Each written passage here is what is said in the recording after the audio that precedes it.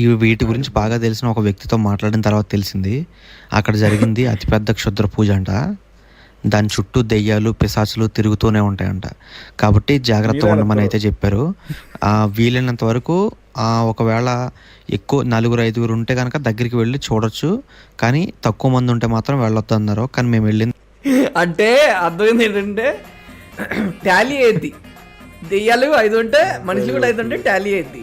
లేదు దెయ్యాలు 5 ఉంటే ఇద్దరు మనుషులు ఉన్నారంటే ఎత్తుకెళ్ళిపోతాయి. కరెక్ట్ కాదు. మనం ముగ్గురు ఉన్నాం, వాళ్ళు 2 ఉన్నారు. అది కరెక్ట్ కాదు. కరెక్టే. అరే ఓపెన్ చేయి అయితే నువ్వు దెంగి ఇద్దరు ఉంటే అటాక్ చేస్తారు, నలుగురు ఉంటే నువ్వు దెంగి దీనికి డోర్ కూడా లేదు. లోపల ఎవరన్నా ఉంటే డోర్ వేసేద్దామంటే ఏంటి కుక్కలు కూడా స్టార్ట్ చేస్తున్నాయి అరుగులు. అటు పెట్టిన కెమెరా కాదు, లోపల ఎవరంటే డోర్ వేసి ఏం చేస్తాడు నాకు అర్థం కావట్లేదు. గదిలో వేసి గడపెట్టిన గదతో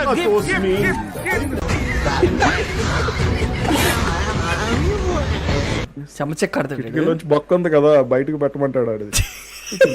కింది స్థాయి వాళ్ళకి అర్థం కాదు, మాస్ వాళ్ళకైతే అర్థం కాదు. మినిమం డిగ్రీ చదువుకున్న వాళ్ళకి, ఐఏఎస్, ఐపీఎస్, పెద్ద పై స్థాయి వాళ్ళకైతేనే అర్థం అవుతుంది.